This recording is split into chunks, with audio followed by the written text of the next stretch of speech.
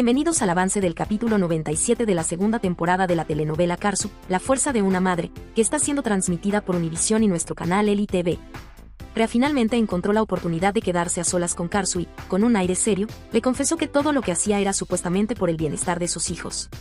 Sin embargo, Karsu no se dejó impresionar por esas palabras y le exigió que dejara de dar rodeos y le dijera directamente qué era lo que quería.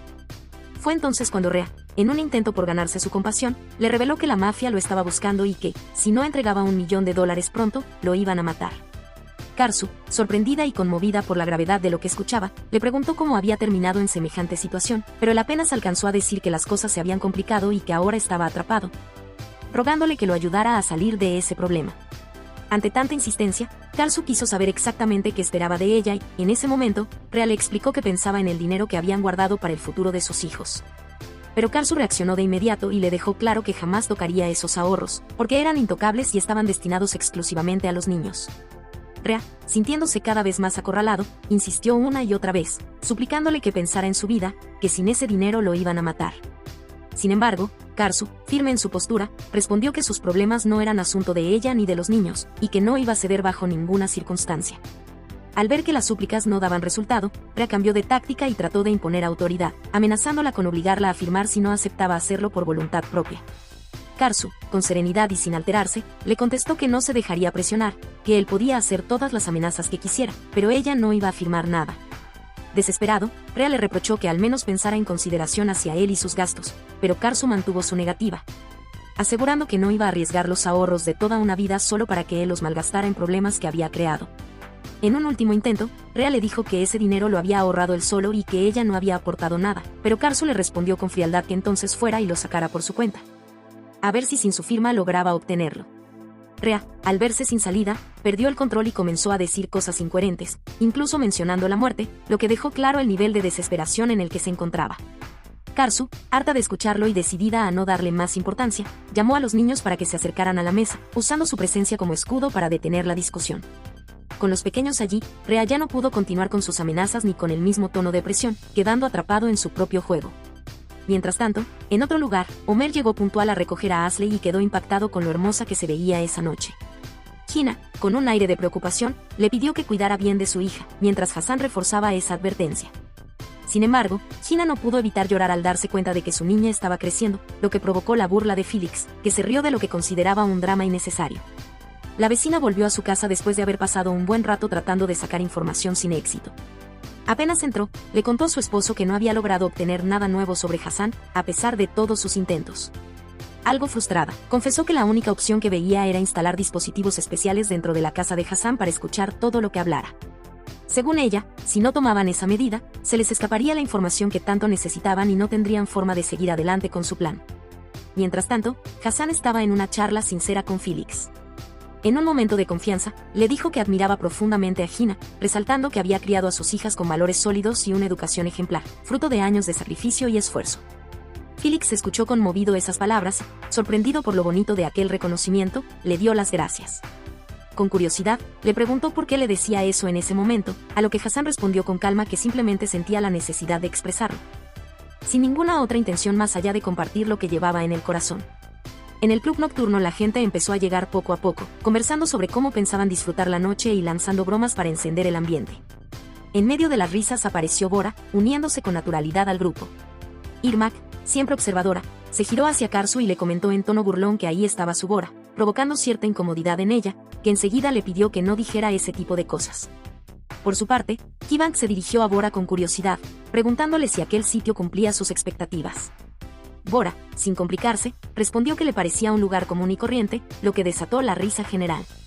Aprovechando la energía positiva, Bora animó a todos diciendo que era momento de arrancar de verdad la fiesta, justo cuando Mert subió a la tarima para cantar y encender aún más la noche. En otro lugar, Aika estaba en su casa sumida en pensamientos sobre Bora, preguntándose si la llamaría o no.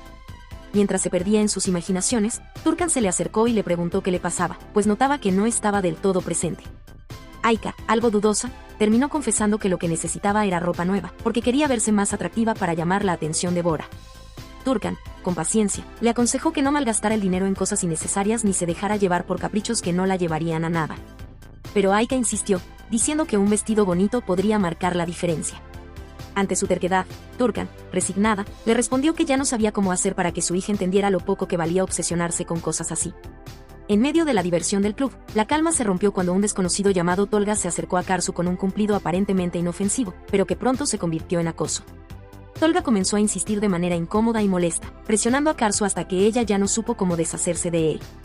Al ver la situación, Bora no dudó en interponerse, enfrentándose a Tolga y exigiéndole que se marchara de inmediato.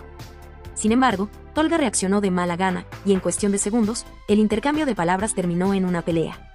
Lo que parecía un incidente menor escaló rápidamente hasta convertirse en un caos total dentro del club, donde más personas se involucraron y la fiesta se transformó en una trifulca generalizada que nadie podía detener.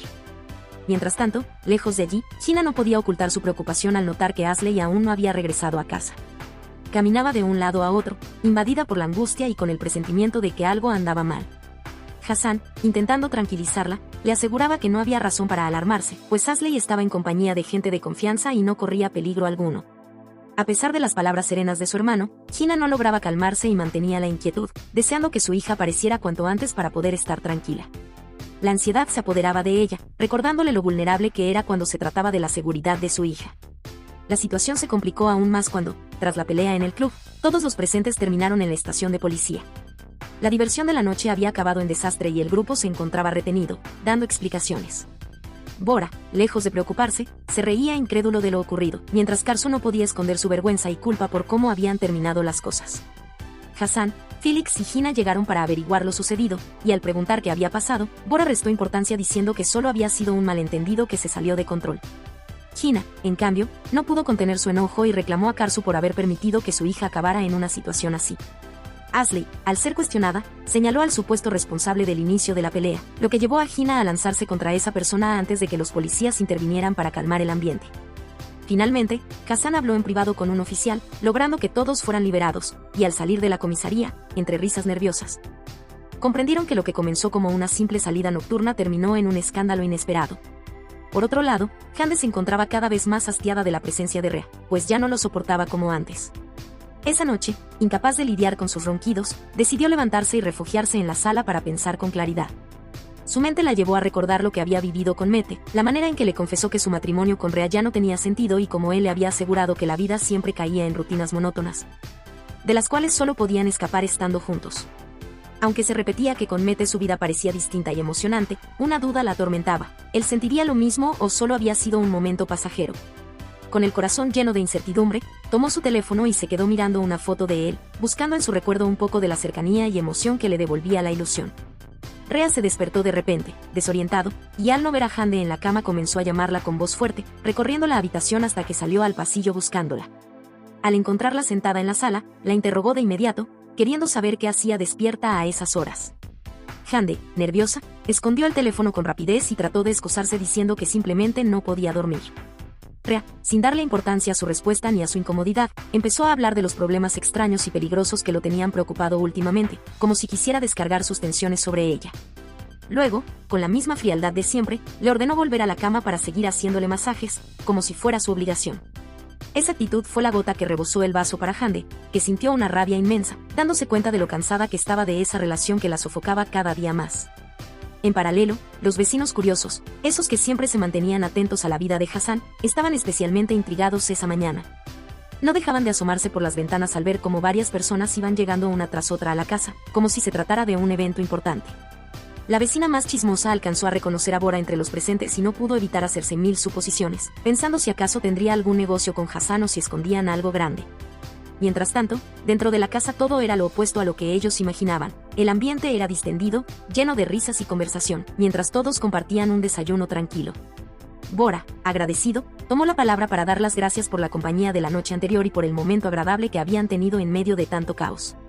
Poco después, decidió despedirse y retirarse, y los demás también fueron levantándose para retomar cada uno sus tareas después de la accidentada velada en la comisaría.